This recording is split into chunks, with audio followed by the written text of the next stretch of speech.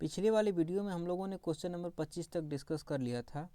इस वीडियो में question number 26 से हम लोग शुरू करेंगे और ये सारे क्वेश्चन जो है वो बीपीएससी के द्वारा टीआरई 3 के सामान्य अध्ययन में जो क्वेश्चंस पूछे गए थे वही सारे क्वेश्चंस होंगे।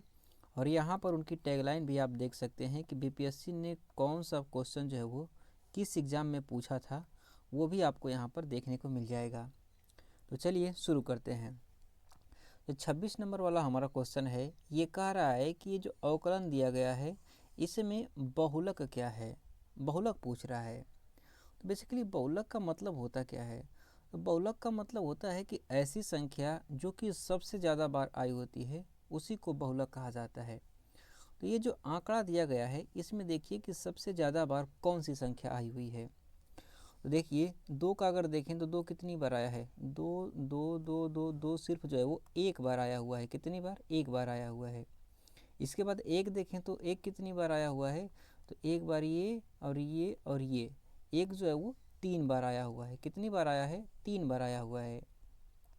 और 9 को देखें तो 9 कितनी बार आया है, तो 9 यहाँ पर एक बार है, यहाँ पर है और यहाँ पर है, तो 9 भी 3 बार आया हुआ है। कितनी बार? 9 भी 3 बार आया हुआ है। तो यहाँ पर देख रहे हैं कि एक भी 3 बार आया है और 9 भी 3 बार आया है। मतलब कि दोनों की बहुलकता कितनी है, तो दोनों की बहुलकता जो है वो 3 है और दोनों की समान है। इसीलिए यहाँ पर दोनों हो सकते हैं। यहाँ पर 1 और 9 दोनों बहुलक हो सकते हैं। इसीलिए उपर्युक्त में से एक से अधिक वाला जो ऑप्शन डी दे रखा है इसको हम लोग सही करेंगे और जो ऑप्शन डी है ये बिल्कुल सही हो जाएगा। अगला क्वेश्चन नंबर 27 कह रहा है कि निम्नलिखित में से कौन सा कथन असत्य है। कौन सा कथन असत्य है वो हमें छांटना है। तो चलिए देखते हैं। ऑप्शन ए में दिया है कि एक समबाहुभुज त्रिभुज का क्षेत्रफल √3/4 ए स्क्वायर होता है। क्या ये सत्य है? हाँ, बिल्कुल सत्य है, क्योंकि कोई भी ऐसा त्रिभुज जिसकी सभी भुजाएं बराबर हों तो ऐसे त्रिभुज का क्षेत्रफल का फार्मूला होता है √3/4 ए स्क्वायर, जहाँ पर कि ए जो है वो इस त्रिभुज की भुजा दी गई है। अर्थात जो ऑप्शन ए में कथन दिया गया है ये बिल्कुल सही दिया गया है। और क्वेश्चन का राय कौन सा सही नहीं है, तो मतलब कि जो पहला वाला ऑप्शन है ये गलत हो जाएगा हमारा। ऑप्शन बी को देखिए, इसमें दिया है कि एक त्रिभुज का क्षेत्रफल √3/2 ए स्क्वायर होता है। क्या यह सत्य है? नहीं, ये गलत है। क्यों? क्योंकि त्रिभुज की जब भुजाओं के बारे में हमें पता नहीं रहता है कि त्रिभुज की भुजाएं कैसी हैं, अर्थात असमांगी भुजाएं होती हैं किसी भी त्रिभुज की, तो उसका क्षेत्रफल निकालने का फार्मूला होता है यस माइनस ए, यस माइनस बी और यस माइनस सी। ये होता है उस त्रिभुज का क्षेत्रफल निकालने का फार्मूला, जहाँ पर यस उसका परिमाप दिया गया है, अरे सेमी परिमाप है, और ए बी और सी जो है वो इस त्रिभुज की भुजाएं दी गई हैं। मतलब कि जो ऑप्शन बी में दिया गया है ये कथन गलत दिया गया है। और ये हमारा क्वेश्चन पूछ रहा है कि कौन सा कथन गलत है, इसीलिए जो ऑप्शन बी में दिया है ये तो बिल्कुल सही हो जाएगा। ऑप्शन सी को देखिए, इसमें दिया है कि वृत्त का क्षेत्रफल πr² होता है। क्या यह सत्य है? तो हाँ, बिल्कुल सत्य है। कोई भी त्रिभुज, अगर कोई भी वृत्त है उसकी त्रिज्या r है तो उसका क्षेत्रफल होता है πr², और यही दिया है ऑप्शन सी में। और इसीलिए जो ऑप्शन सी का कथन है ये बिल्कुल सही है। और हमें गलत कथन छांटना है, तो ये क्या हो जाएगा? ये गलत हो जाएगा। सिर्फ और सिर्फ जो ऑप्शन बी दिया है यही गलत है, इसीलिए जो ऑप्शन सी है, बी है, ये बिल्कुल सही हो जाएगा। अगला क्वेश्चन कह रहा है कि एक वृत्त का क्षेत्रफल उसकी परिधि का दोगुना है, तो वृत्त की त्रिज्या क्या है? वृत्त की त्रिज्या क्या होगी वो हमें ज्ञात करना है। तो चलिए देखते हैं। सपोज करिए कि ये कोई वृत्त है। क्या है? यह एक कोई वृत्त है जिसकी त्रिज्या जो है वो r है, और क्वेश्चन कह रहा है कि वृत्त का क्षेत्रफल उसकी परिधि का दोगुना है। तो इस वृत्त का अगर हम लोग क्षेत्रफल निकालें तो क्षेत्रफल क्या हो जाएगा? तो क्षेत्रफल हो जाएगा πr²। और इसकी अगर हम लोग परिधि निकालें तो परिधि क्या होगा? तो परिधि हो जाएगा 2πr। क्या हो जाएगा? 2πr। और क्वेश्चन कह रहा है कि इसका जो क्षेत्रफल है वो परिधि का दोगुना है, मतलब कि परिधि में अगर 2 से हम गुणा कर दें तो ये क्षेत्रफल के यहाँ पर बराबर हो जाएगा। अब हमारा समीकरण बन करके यहाँ पर तैयार हो गया है। यहाँ से r का मान हम निकाल सकते हैं जो कि इस वृत्त की त्रिज्या है। तो r का मान निकालिए। पाई से ये पाई कटा, r से ये r² का एक r कट गया, मतलब कि r बराबर क्या आ गया? 2, और 2 गुना 2 गुना बराबर 4 आ गया। मतलब कि वृत्त की त्रिज्या कितनी आ गई, 4 आ गई, और वृत्त की त्रिज्या 4 है, ये दिया हुआ है ऑप्शन सी में, इसलिए जो ऑप्शन सी है ये बिल्कुल सही होने वाला है। अगला क्वेश्चन कह रहा है कि अंक 0, 1, 2, 3 और 4 के बिना दोहराव के प्रयोग से 4 अंकों की कितनी संख्याएं बनाई जा सकती हैं। तो 4 अंकों की कितनी संख्याएं जो है वो इन 5 अंकों से बना सकते हैं वो पूछ रहा है। तो कैसे इसको करेंगे, बड़ा ही आसान है। कैसे, देखिए, सबसे पहले हम 4 बॉक्स बना लेंगे। क्या करेंगे, 4 बॉक्स बना लेंगे, क्योंकि हमें 4 अंकों की संख्याएं बनानी है। अच्छा बताइए, ये वाला जो बॉक्स है, इसमें से हम लोग इनमें से कौन कौन सी संख्या भर सकते हैं। तो इनमें से हम लोग 4 भी भर सकते हैं, इसमें 3 भी भर सकते हैं, 2 भी भर सकते हैं और 1 भी भर सकते हैं। इसमें हम लोग 0 नहीं भर सकते। क्यों? क्योंकि अगर हम लोग 0 भर देंगे तो ये जो संख्या है वो 3 अंकों की संख्या हो जाएगी, 4 अंकों की संख्या ये रहेगी ही नहीं। इसीलिए यहाँ पर हम लोग 0 नहीं भर सकते। इसके अलावा कोई भी संख्या भर सकते हैं। तो इसके अलावा कौन कौन सी है, 1, 2, 3 और 4।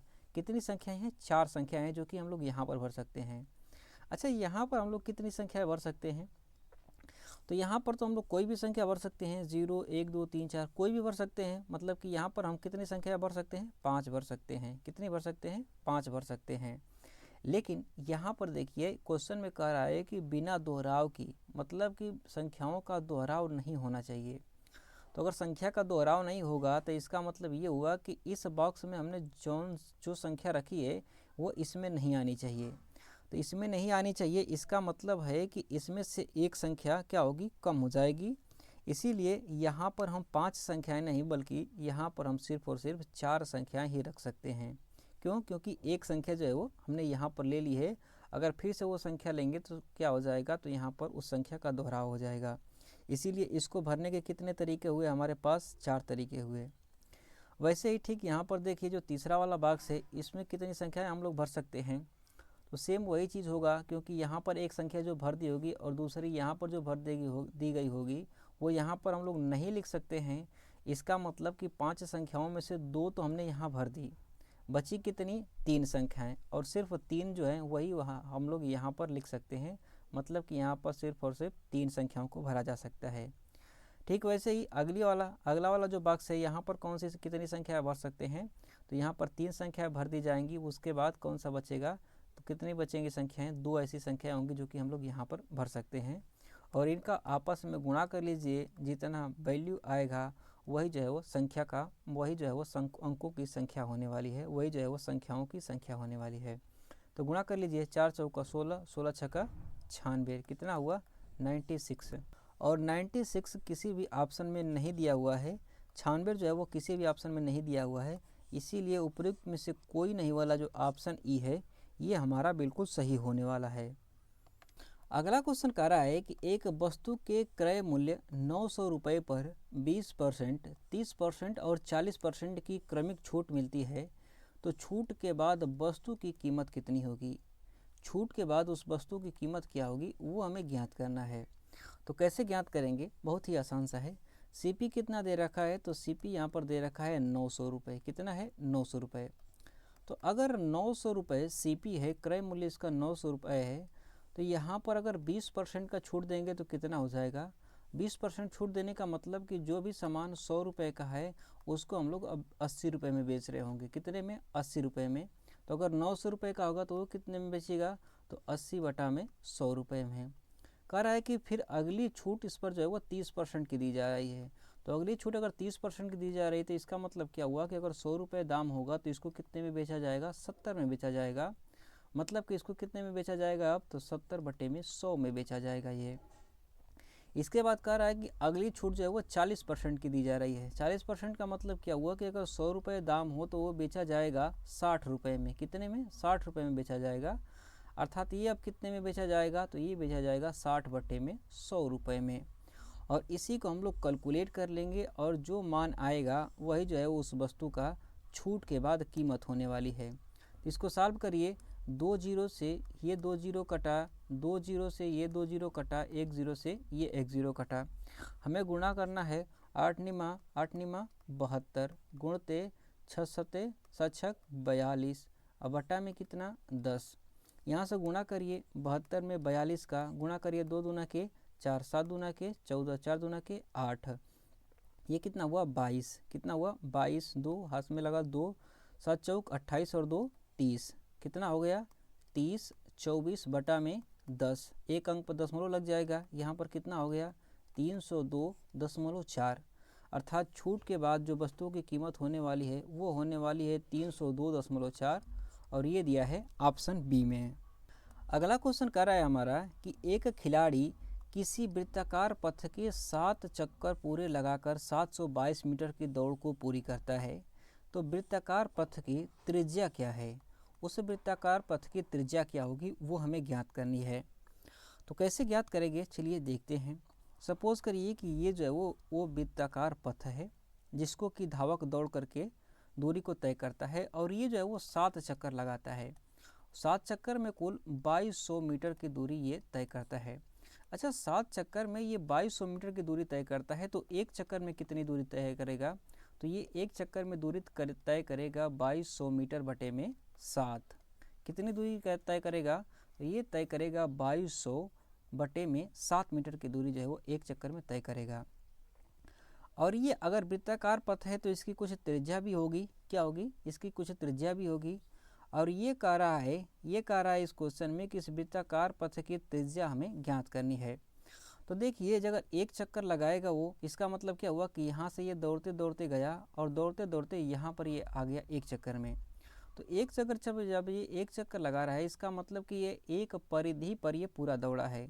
तो वृत्त की परिधि क्या होती है, तो वृत्त की परिधि होती है 2πr, क्या होती है 2πr। इसका मतलब कि अगर त्रिज्या r हो तो यहाँ से यहाँ तक की जो दूरी है वो कितनी होती है 2πr होती है, और यहाँ पर हमें मिला है कि यहाँ से यहाँ तक की जो दूरी है वो कितनी है, तो ये है 2200 बटे में 7, कितनी है 2200 बटे में 7, यहाँ से यहाँ तक की दूरी है एक चक्कर की। अब यहाँ से हम लोग r का मान निकाल सकते हैं क्योंकि हमें r का ही मान चाहिए। तो यहाँ से इसको सॉल्व करिए, 2 गुना 22, पाई का मान कितना होता है 22 बटे में 7, यहाँ पर दे भी रखा है। इसके अलावा r का मान तो हमें ज्ञात ही करना है, इसके अलावा 22 बटे में 7 इसको गुणे में 100 कर लीजिए। यहाँ से देखिए 22 बटे में 7 से 22 बटे में 7 कटा, 2 से इसको काटिए, 2 से काटेंगे तो ये क्या हो जाएगा 50 हो जाएगा। r का मान कितना आया, r का मान हमारा 50 आ गया, अर्थात उस वृत्ताकार पथ की जो त्रिज्या है वो 50 सेंटीमीटर की होगी, और 50 सेंटीमीटर यहाँ पर दिया हुआ है ऑप्शन सी में।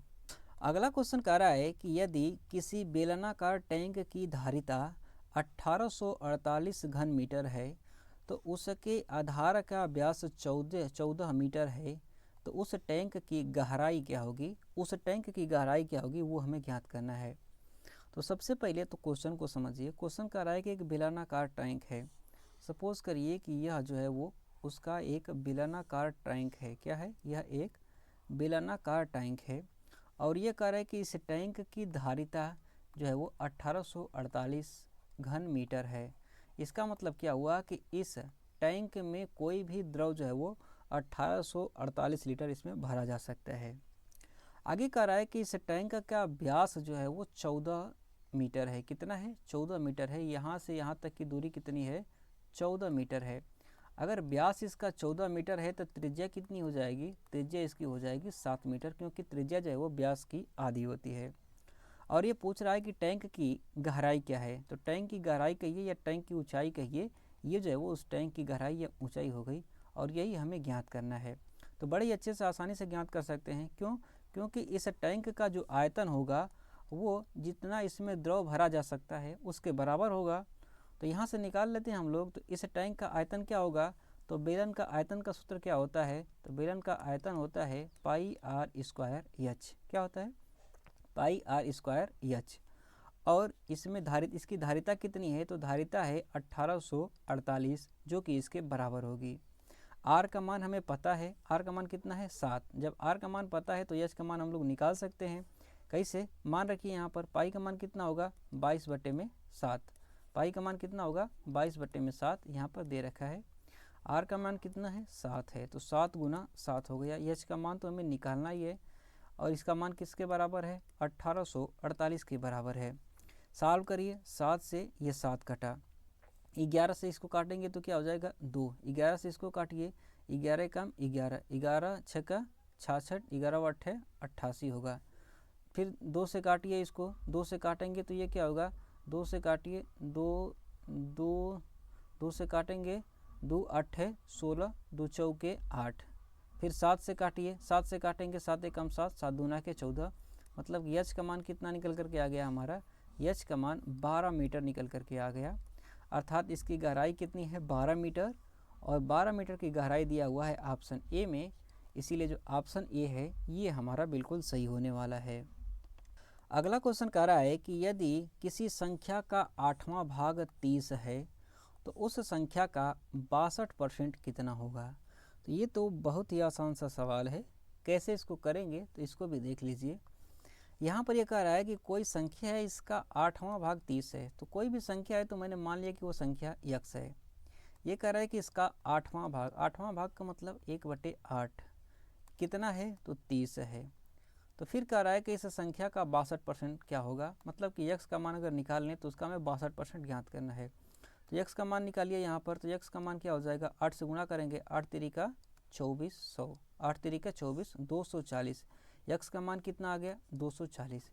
इसका हमें 62% निकालना है, तो निकालिए, 240 का 62%, 62%, ये बटे में 100 हुआ, 0 से 0 कटा, फिर भाग दीजिए, गुणा करिए, यहाँ पर गुणा करें, क्या 62 में 24 का गुणा करना है, तो 4 दूना के 8, 6 चौका 24 और 4 28, 8 2 छक्के 12 और 2 14, कितना हुआ, ये 1488 हुआ। 1488 बटे में 10 हुआ, तो 10 है, एक अंक पर दशमलव लग जाएगा, अर्थात यक्स का मान कितना मिला हमें, 148.8 मिला। कितना मिला, यक्स का मान 148.8 मिला, अर्थात वो संख्या 148.8 है, और वो दिया है ऑप्शन सी में, इसलिए जो ऑप्शन सी है ये हमारा बिल्कुल सही होने वाला है।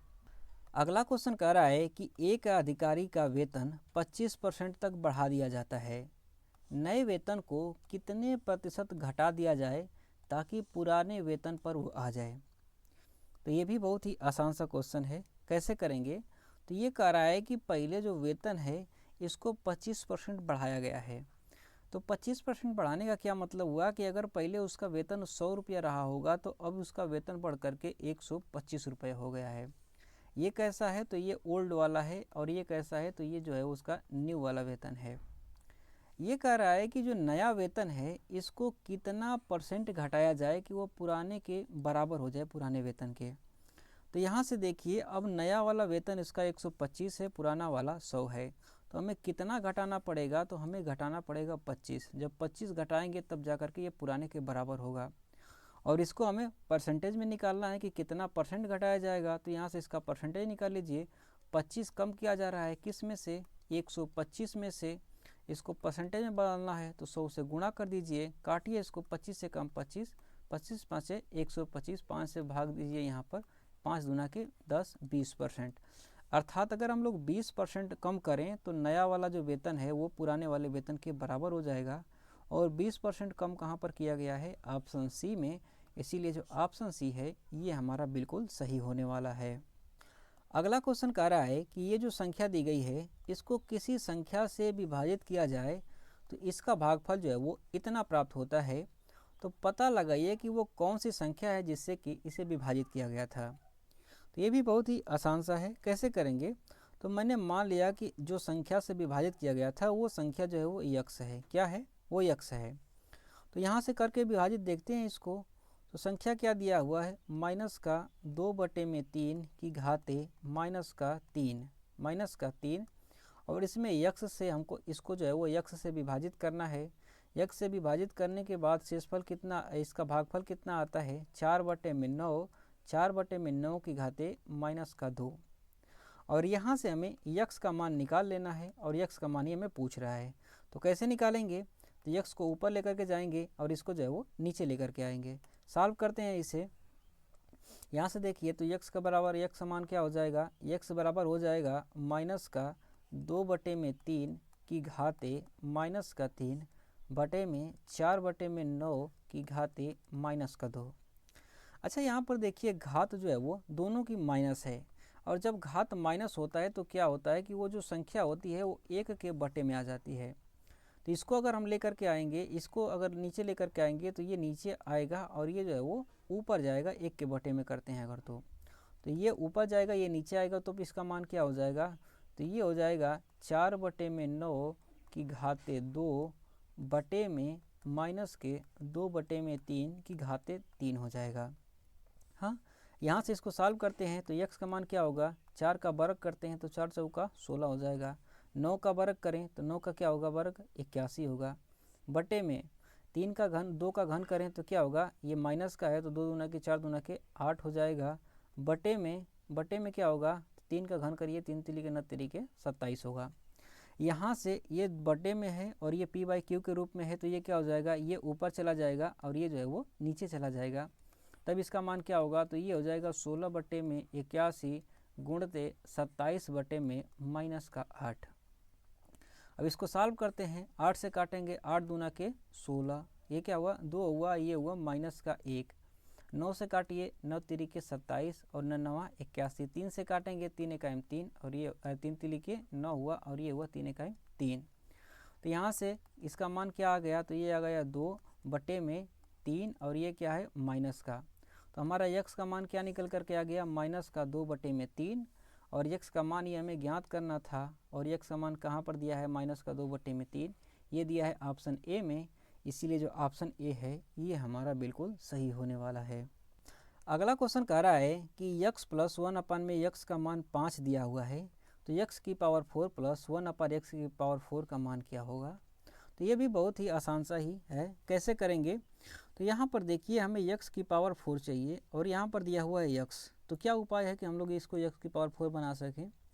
तो एक तरीका है इसको कि अगर हम लोग दोनों पक्षों का वर्ग कर दें तो ये स्क्वायर होगा और फिर से वर्ग करें तो ये जो है वो की पावर 4 हो जाएगा।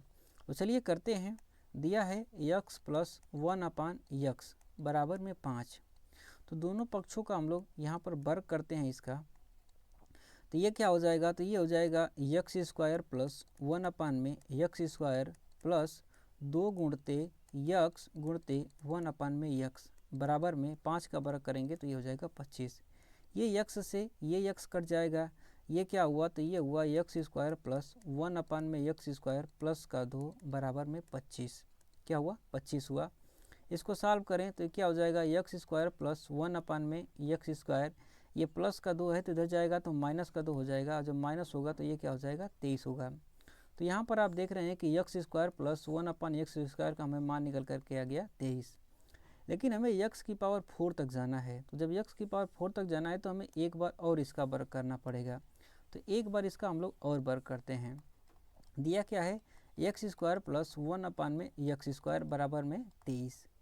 इसका हम लोग एक बार और वर्ग करते हैं, तो वर्ग करिए तो ये क्या हो जाएगा, x की पावर 4 प्लस 1/x की पावर 4 प्लस 2 गुणते x² गुणते 1/x² बराबर में 23 का वर्ग करेंगे तो ये कितना होगा 529। 23 का वर्ग क्या होता है 529 होता है। इसको सॉल्व करिए, x² से ये x² कट गया तो ये क्या बचा हमारा, ये बचा x की पावर 4 प्लस 1/x की पावर 4 प्लस में 2 बराबर में 529। यहाँ पर 2 जो है वो प्लस का है तो इधर जाएगा तो माइनस का हो जाएगा, तो माइनस का हो जाएगा तो ये क्या हो जाएगा, ये हो जाएगा 2 घटा दीजिए यहाँ से 527 और इधर क्या बचेगा हमारा, इधर बच रहा होगा x की पावर 4 प्लस 1/x की पावर 4 और हमें यही ज्ञात करना है x की पावर 4 प्लस 1/x की पावर 4। इसका मान हमें कितना मिला, तो इसका मान हमें मिला 527 और 527 दिया है ऑप्शन ए में, इसलिए जो ऑप्शन ए है ये हमारा बिल्कुल सही हो जाएगा। अगला क्वेश्चन कह रहा है कि एक थैले में 5 रुपये, 2 रुपये और 1 रुपये के सिक्के 2:3:4 के अनुपात में हैं, तो सभी सिक्कों के कुल मूल्य 2000 रुपये हैं, तो थैले में 2 रुपये के सिक्कों की संख्या कितनी है। अर्थात 2 रुपये के कितने सिक्के हैं वो हमें ज्ञात करना है। तो कैसे ज्ञात करेंगे चलिए देखते हैं।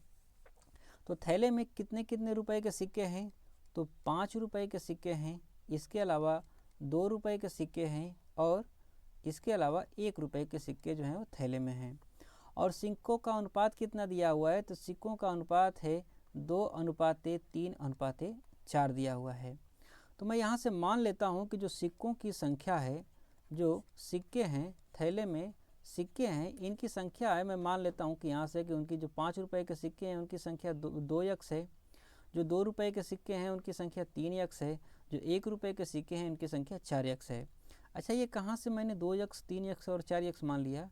यहीं से मान लिया, क्योंकि यहाँ पर अनुपात दिया हुआ है और उसी अनुपात को मैंने यहाँ पर मान लिया है। यहाँ से अगर देखिए इसका दोबारा से आप अनुपात निकालेंगे तो यही अनुपात जो है आपका सेम बिल्कुल निकल करके आ जाने वाला है। इसीलिए मैंने यहाँ पर इसको सिक्कों की संख्या मान लिया। अब देखिए आगे क्वेश्चन में कह रहा है कि इनका कुल मूल्य जो है वो 2000 रुपये है। तो अगर यहाँ पर कुल मूल्य 2000 रुपये है तो यहाँ पर भी हम लोग इसका पूरा मूल्य निकाल लेते हैं और फिर उसको जो है वो 2000 के बराबर कर देंगे यहाँ से।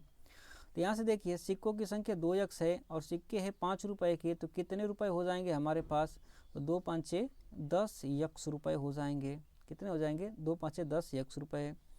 यहाँ पर देखिए 2 रुपये की सिक्कों की संख्या 3x है, तो कितना रुपया बन जाएगा, तो ये बन जाएगा 6x रुपया। यहाँ पर देखिए 1 रुपये के सिक्कों की संख्या 4x है, तो ये कितना रुपये बनेगा, ये बनेगा 4x रुपये। और ये कह रहा है कि सभी का मूल्य जो है वो 2000 रुपये है। मतलब कि इन सभी को अगर आपस में हम लोग जोड़ दें तो इसका मान कितना आ जाना चाहिए, इसका मान जो है वो 2000 रुपये आ जाना चाहिए। तो यहाँ से यक्स का मान हम लोग निकाल सकते हैं बड़े आसानी से। तो ये देखिए 10x है और ये है 6x और ये है 4x, तो ये कितना हो गया, ये हो गया 20x और बराबर ये किसके है, तो ये है 2000 रुपये के बराबर। तो यक्स का मान कितना होगा, 20 से भाग दीजिए, ये कितना हो जाएगा और कितना हो जाएगा 100 हो जाएगा। तो हमारा यक्स का मान कितना आ गया 100 रुपये। और ये कह रहा है, ये पूछ रहा है कि 2 रुपये के सिक्कों की संख्या कितनी है। 2 रुपये के सिक्कों की संख्या कितनी है, 3x है और यक्स का मान हमें पता है, तो यक्स का मान यहाँ पर रख देंगे। रखिए 3 गुना 100 बराबर में कितना हो गया, 300 हो गया। तो 2 रुपये की सिक्कों की संख्या कितनी है, 300 है और 300 किसी भी ऑप्शन में नहीं दिया हुआ है, इसीलिए उपयुक्त में से कोई नहीं वाला जो ऑप्शन ई है ये हमारा बिल्कुल सही होने वाला है। अगला क्वेश्चन कह रहा है कि एक समबाहुभुज का अंतः कोण उसके बाह्य कोण से 108 डिग्री अधिक है, तो इस बहुभुज में कितनी भुजाएं हैं। इस बहुभुज की भुजाओं की संख्या क्या होगी वो हमसे पूछ रहा है। तो कैसे इसको सॉल्व करेंगे, चलिए देखते हैं। सबसे पहले क्वेश्चन में दिया है समबाहुभुज। समबाहुभुज क्या होता है, तो ऐसी आकृति जिससे कि सभी भुजाएं आपस में बराबर हों, ऐसी आकृति को जो है वो समबाहुभुज कहा जाता है। सपोज करिए कि ये मैंने एक समबाहुभुज बनाया और ये क्वेश्चन कह रहा है कि ये जो समबाहुभुज है इसमें आंतरिक कोण का मतलब कि ये वाला कोण, आंतरिक कोण जो है वो बाह्य कोण से 108 डिग्री अधिक है। मतलब कि अगर ये वाला कोण थीटा है तो ये वाला कोण कितना हो जाएगा, थीटा प्लस 108 डिग्री। कितना होगा, 108 डिग्री। और आपको एक बात अच्छे से पता है कि कोई भी बहुभुज जो है उसके बाह्य कोण और आंतरिक कोण दोनों का योग जो है वो सदैव 180 डिग्री के बराबर होता है। अर्थात थीटा प्लस 108 का मान जो है वो 180 के बराबर होना चाहिए। तो यहाँ से हम लोग थीटा का मान निकाल सकते हैं। निकालिए मान 2 थीटा बराबर क्या होगा, 180 में से 108 घटेगा तो ये हो जाएगा 72। तो थीटा का मान कितना आ गया, 36। कितना आ गया, 36। अर्थात इसका बाह्य कोण कितना आ गया, तो इसका बाह्य कोण जो है वो 36 डिग्री आ गया।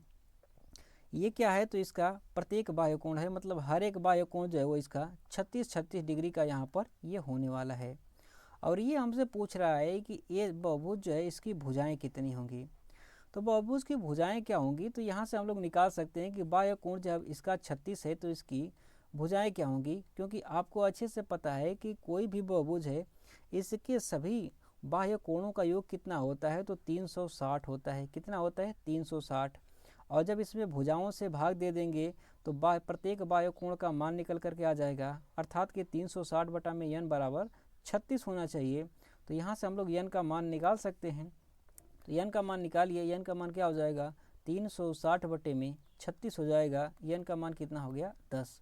अर्थात ये जो बहुभुज है इसमें भुजाओं की संख्या 10 होने वाली है और 10 दिया है ऑप्शन बी में। इसीलिए जो ऑप्शन बी है ये हमारा बिल्कुल सही हो जाएगा। अगला क्वेश्चन कह रहा है कि कितने वर्षों में 7,500 रुपये 8% साधारण ब्याज की दर पर दोगुना हो जाएगा। कितने साल में दोगुना हो जाएगा 8% की साधारण ब्याज पर, ये हमें ज्ञात करना है। तो कैसे ज्ञात करेंगे? अच्छा देखिए, यहाँ पर ब्याज की दर क्या दिया हुआ है? साधारण। क्या है? साधारण ब्याज की है। तो यहाँ पर अगर हमें दोगुना करना है, मूलधन को दोगुना करना है, पहली बात तो मूलधन कितना दिया है? 7,500 रुपये। अगर दोगुना करना है तो इस पर हमें ब्याज भी 7,500 रुपये मिलना चाहिए, तभी तो मूलधन जो है वो दोगुना होगा। और आपको अच्छे से पता है कि साधारण ब्याज का सूत्र क्या होता है। तो साधारण ब्याज का सूत्र क्या होता है? मूलधन गुणते दर गुणते समय बटे में 100। ये क्या है? साधारण ब्याज का सूत्र।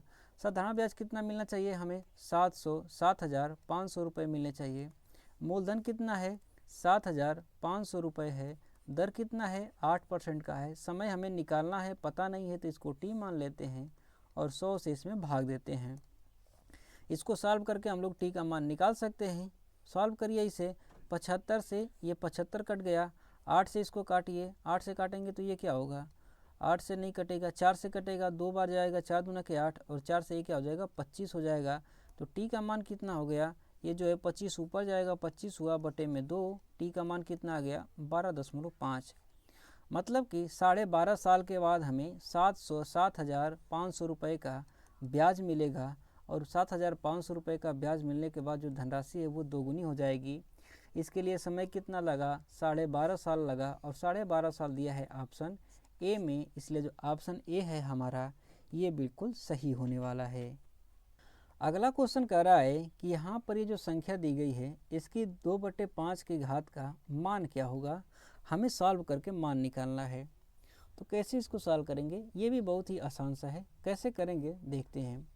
यहाँ पर देखिए दशमलव कितने अंक पर लगा है? 2, 2, 4 और 1 5 अंक पर। कितने अंक पर? 5 अंक पर। तो अगर हमें दशमलव हटाना होगा तो क्या करेंगे कि इसके नीचे एक पर जो है वो 5 दशमलव लगा देंगे। तो लगाइए इसको, ये हो जाएगा 31, 25 बटे में 1 कर 1, 2, 3, 4 और 5।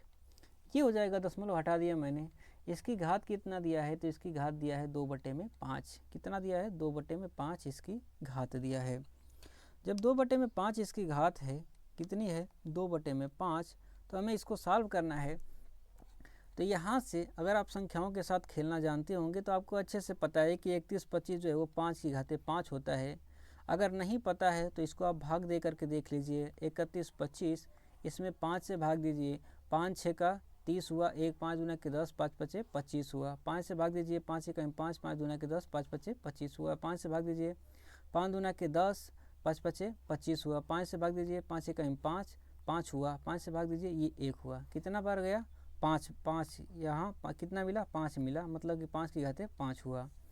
तो इसको सॉल्व किया मैंने तो क्या मिला? ये मिला 5 की घाते 5। 5 की घाते 5 मिला बटे में, यहाँ पर देखिए 1 पर कितने जीरो लगे हुए हैं?